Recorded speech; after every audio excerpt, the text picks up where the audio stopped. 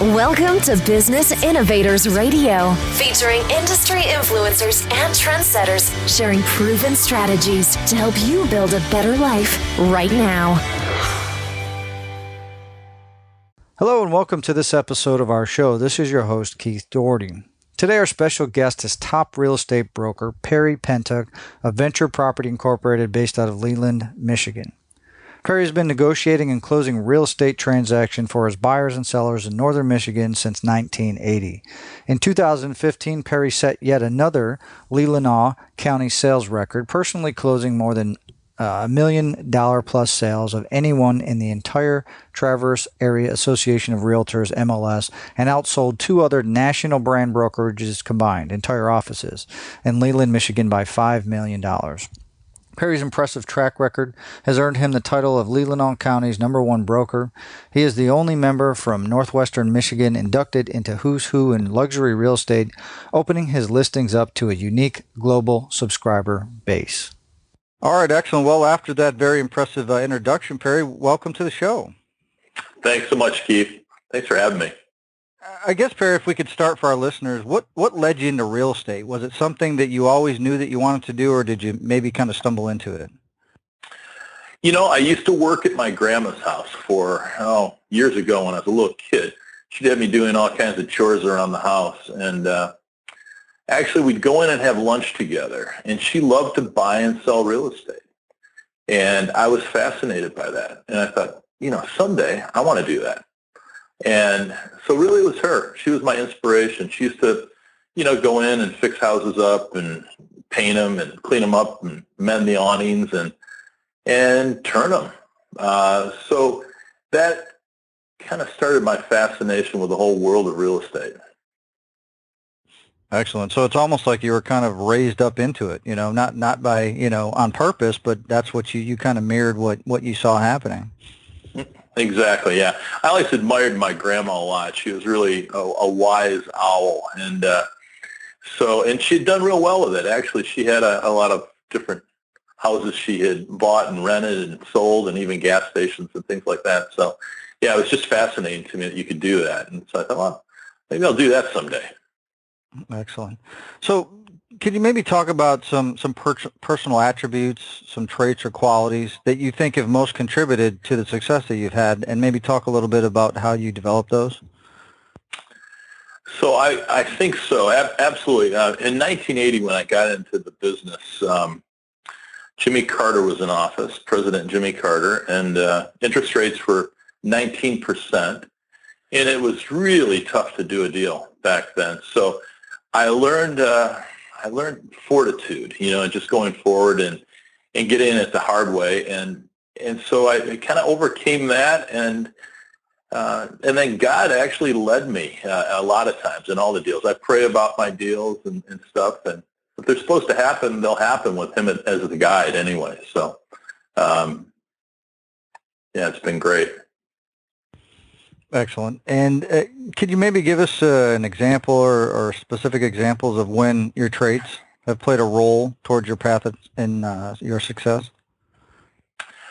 I would say when I first started Venture Properties, actually it's probably my clients, a lot of the clients that really helped me the most. My first client, I was working out of a garage, and this one gentleman who knew every real estate, he was a developer, he knew every real estate broker in town. He gave me an opportunity to sell his house, and it was the most expensive sale ever on Old Mission Peninsula. And so he had the confidence in me. I had a program I laid out for him, and it really gave me a boost into the business. Everybody said that house would never sell for that kind of price and everything. And 3 months later, I had a sales record. We had it closed, and he had the confidence in me, and this guy called me every morning at 8 o'clock. And he said, "Perry, what are you doing for me today?" And it really put me on guard and made me realize that I really do have to answer to these people, on a regular basis and do what I said I was going to do. So he gave me the opportunity, and since then I've been able to build a business in high-end local real estate that's, I'm blessed to say it's unmatched.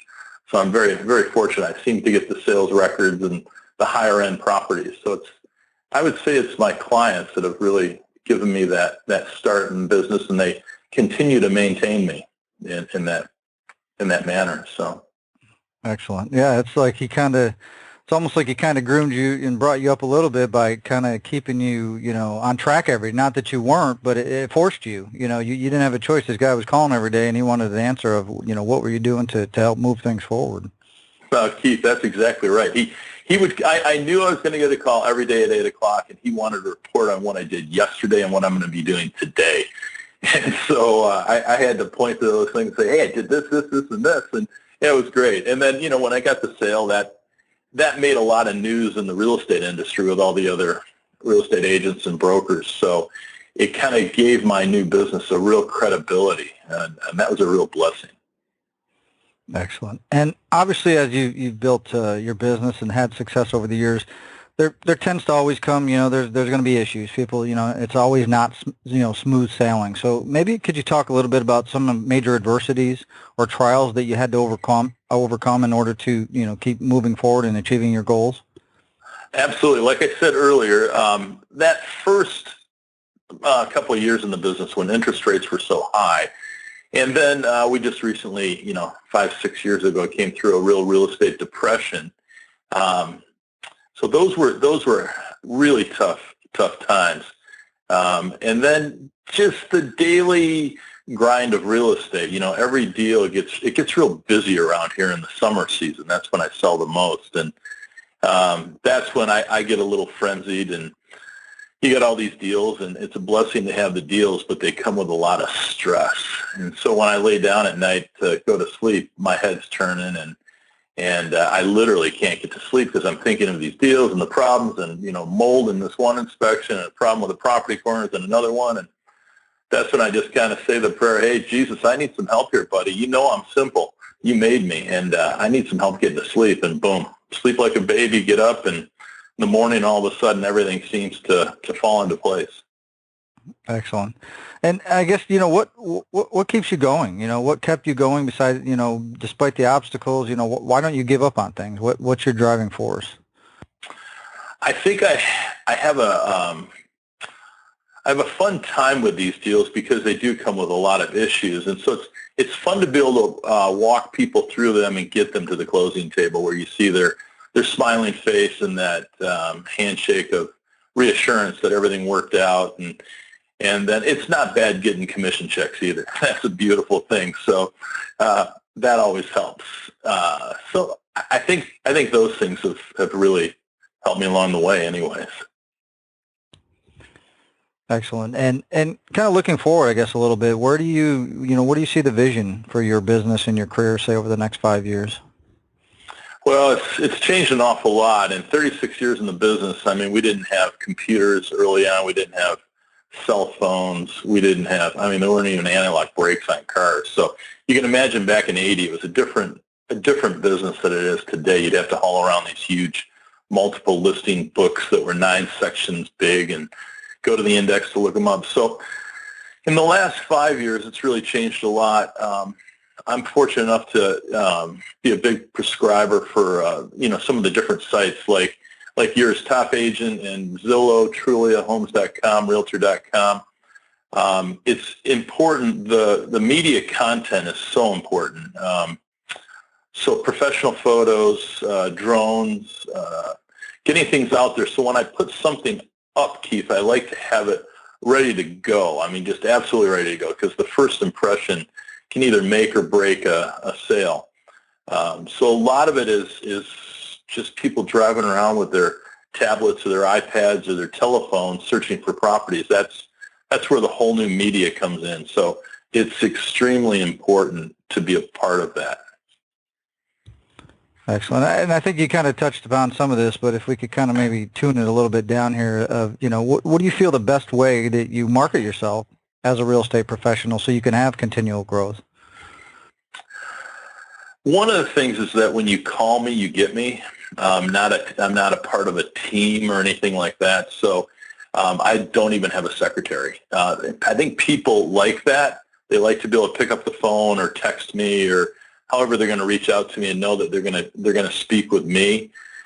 And I've noticed that things don't get lost in the translation that way. I have a lot of respect for a lot of the real estate teams in the area, but a lot of times I'll talk to one of them and go through the entire transaction, what we need to do to get this thing, continuing along or moving along or get through inspections or whatever. And then somebody else in that team will call me and ask me the same thing. I say, hey, I just went through this whole thing with, one of your team players here. So the fact that I can kind of see things through on my own really helps because I grasp that and, try to figure out a way to come up with a solution so that we can, move things along and keep things flowing.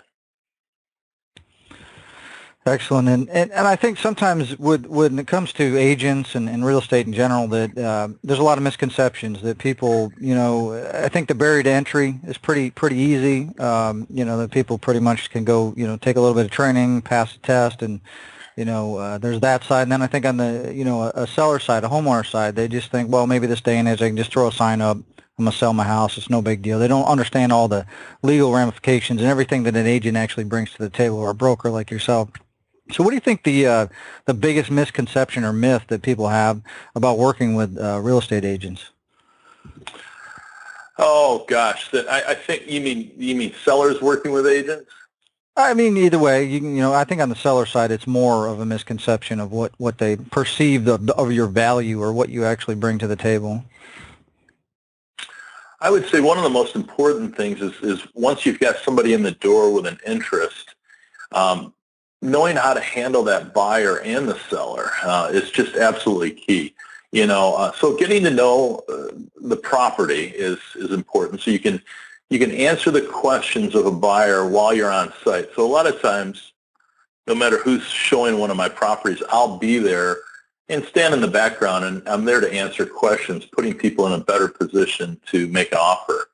So if you can answer those questions and maybe point out some of the features of the property while you've got a ready, willing, and interested buyer on site, that can make all the difference in the world. Absolutely, yeah. I think it would, because, like you said, that agent may not have the answer, but if you can solve it right there, where you have somebody in that, a lot of times people make decisions when their emotions are higher.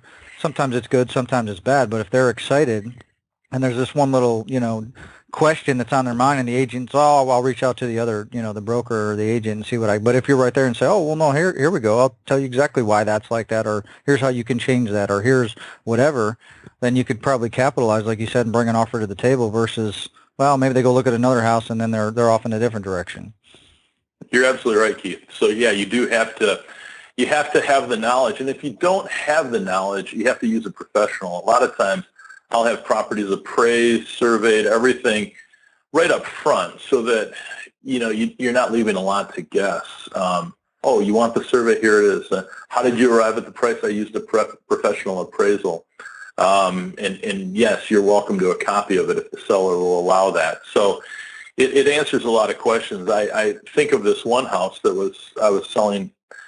I walked in the door and I didn't know what it was worth, and I'm supposed to be the expert in the area, right? I said, gosh, guys, it could be worth from $2.5 million to $3.2, and that could be a $700,000 mistake on your account, and I don't want to do that. Let's get it appraised. We had it appraised. It appraised at 2.625. We listed at 2.595, and within a day I had a buyer in there, and the first question they asked was, after commenting on how lovely the house is how did you arrive at the price? I said, I'm glad you asked. We had it professionally appraised for $1,000, and here's what it appraised for. They said, no, we're ready. Let's make an offer. We want to buy this place.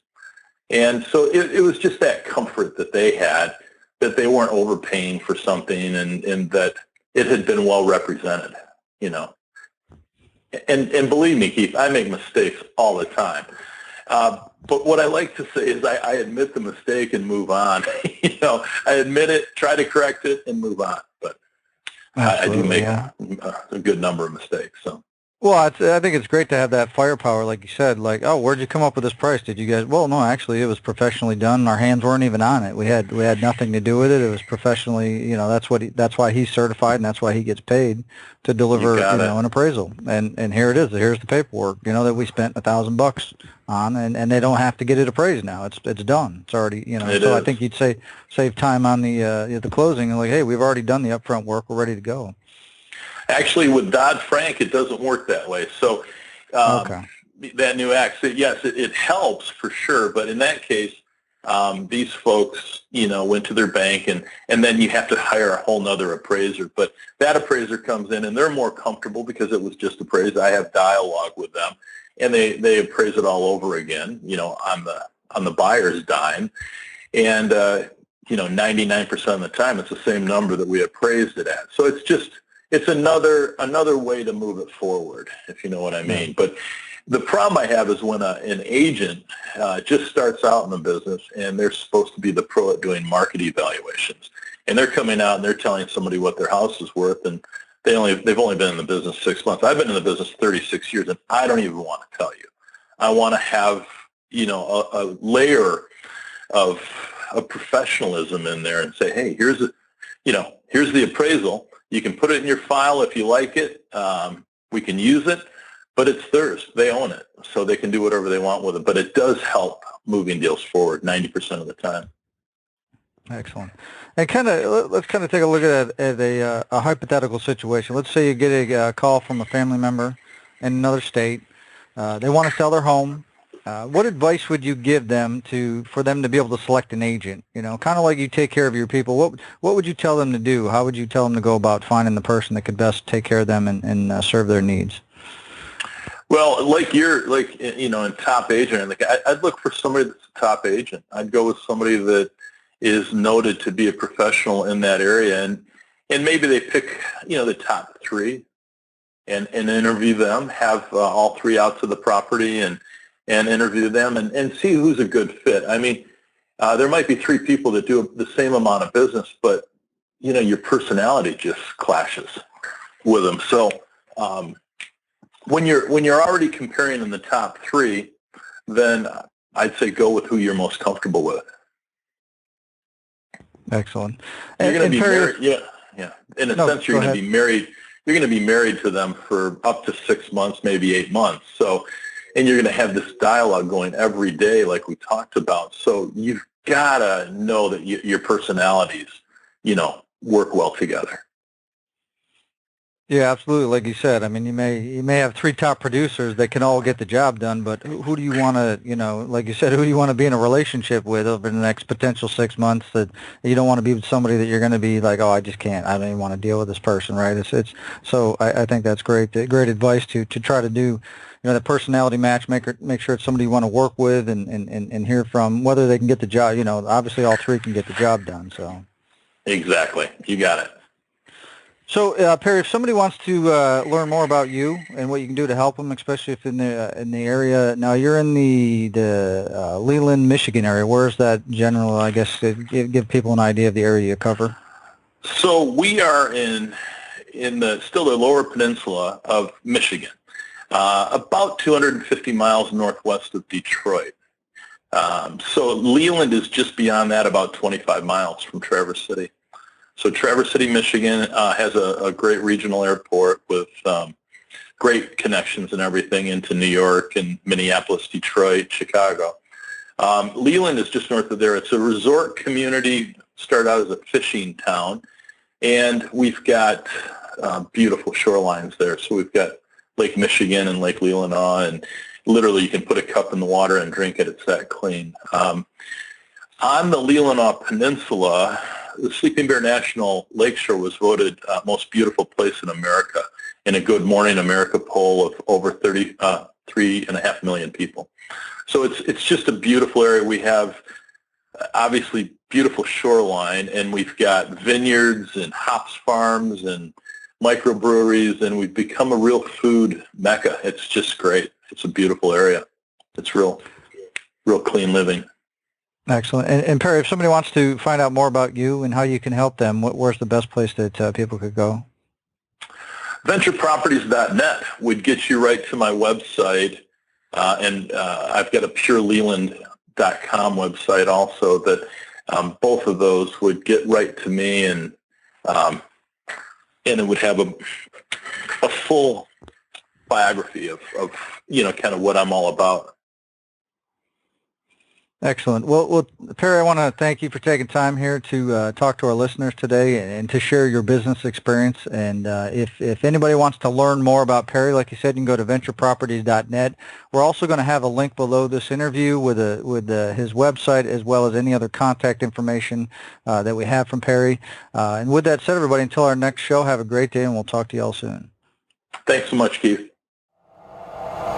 Thanks for listening to Business Innovators Radio. To hear all episodes featuring leading industry influencers and trendsetters, visit us online at businessinnovatorsradio.com today.